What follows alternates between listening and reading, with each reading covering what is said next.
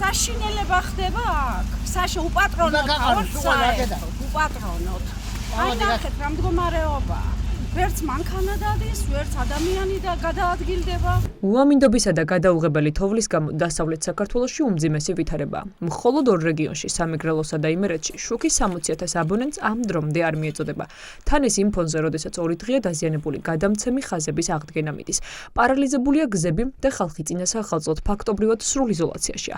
რთული ვითარებაა ქუთაისში, სადაც ცენტრალურ ქუჩებზე გადაადგილებაც კი შეუძლებელია. შეფერხებით მოძრაობდა საზოგადოებრივი ტრანსპორტი. არ ვიცი სადა ვართ რა 90-იანები დაბრუნდა. იქ მგონი უფრო უკეთესობა იყო. შუქები ქრება. ხო, შუქი წარამარა ქრება. დასიაფასე 3 საათია მძოა რა გეტყვი. ასე უნდა ტრანსპორტი არ არის. აი თავრობა აი სალა ბებერ მაგას ვაია. ნაციონალი 3 საათია ვიცი არა. არ შეიძლება ნორმალური ტრანსპორტი. ვარ გეხარა ვაგე სანდეხასი. სამეზობლოში მყავს ავადმყოფი ადამიანი, რომელსაც შეიძლება დასჭირდა ეს გადაუდებელი სასწრაფო დახმარება, მაგრამ ფიზიკურად ვერ მოვა აქ სასწრაფო. ამ წამს პურიც რომ მოგინდეს, ფიზიკურად ვერ წახვალ მაღაზიამდე. დიდი თოვლობის გამო მძიმე ვითარებაა გელათში, სადაც სამონასტრო კომპლექსის დროებით გადახურვაზე თოვლის საფარმა 20 სანტიმეტრს გადააჭერბა. რაც იმას ნიშნავს, რომ ახლა ადგილზე დამონტაჟებული ეგრეთ წოდებული გამოთბობელი უნდა იყოს ჩართული, რადგან თოვლი დადნეს და დროებითი კონსტრუქცია არ ჩამოინგრეს. თუმცა გელათის მცველი, რომელიც დღისით ადგილზე იყო, ამბობს, რომ გათბობის სისტემა ჩართული არ ყოფილა. დღეს ჩვენ პირველები შევედით პრაქტიკულად გელათის მონასტერში. 2 დღეა ინტენსიურად თოვს, უპრეცედენტოდ ძალიან დიდი ნალექი მოვიდა და თუ კი რაღაც უნდა შეთბობილიყო მათი ტერმინოლოგიით რო ვისაუბროთ, ეს უნდა მოხდარიყო უკვე გუშინ. დღეს ჩვენს მისვლამდე არაფერი ხდებოდა და შესაბამისად ეს ტენტი, რომელიც დრეკადი მასალაა, ეს ცალკე პრობლემაა, ამაზე ადრეც ვისაუბრია, იყო დატვირთული თოვლით. მე ინფორმაცია არ მაქვს მას მერე რაც მე დავტოვე გელათი და თუმცა კიდევ ერთხელ ვამბობ, ჩაირთვება თუ არ ჩაირთვება ეს დღეს პროცესის სიჯანსაღეს ამით ჩვენ ვერ შევატყობთ, იმიტომ რომ პროცესი არ არის ჯანსაღი 2 დღის დაგვიანებით, როცა ირთვება ეს დიდების დანადგარება.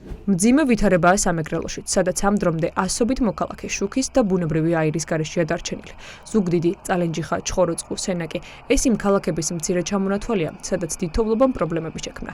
დაზიანებულია ბუნებრივი აირის მილები და წაქცეულია ხეები. განსაკუთრებით რთული ვითარება სოფლებშია, სადაც როგორც ადგილობრივები ყვებიან, გზები გაუწმენდავია და მოსახლეობა ქალაქთან დაკავშირებას ვერ ახერხებს. ასეთი თოვლი მე არ მახსოვ რა სოხუმდა გამოყარეს მაგის შემდეგ.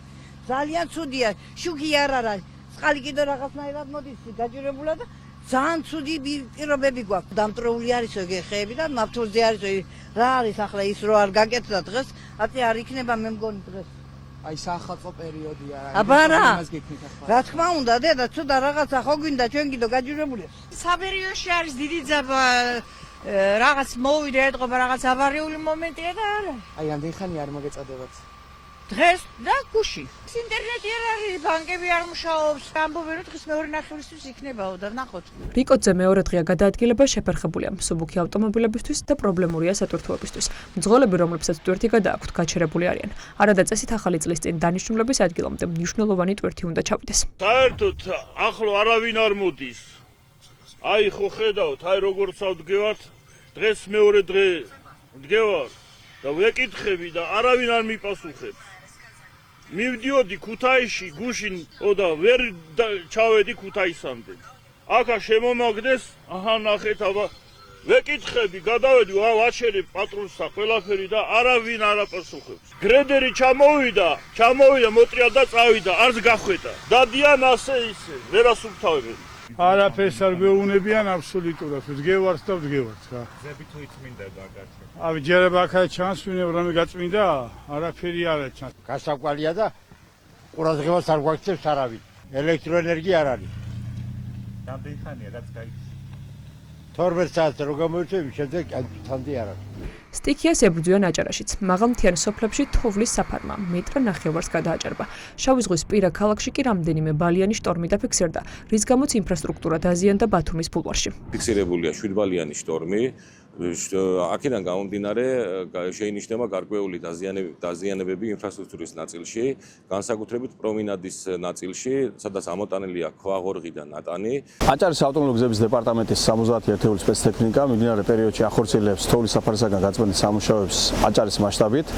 თოვლის საფარი შეადგენს 1 მეტრზე მეტს, შესაბამისად სამუშაოების წარმოებას გარკვეული დრო დაჭირდებათ. მოუწოდებთ მოსახლეობას და მძღოლებს, რომ გადაადგნენ მაღალი გამოვლენის ავტომანქანებით შესაბამისი ზამთრის საბურავები. არსებულ ვითარებას ართულებს ისიც, რომ თოვა ამ დრომდე ინტენსიურად გრძელდება და როგორც სინოპტიკოსები ამბობენ, უხვინალექი დასავლეთ საქართველოში 3 იანვრამდე შენარჩუნდება.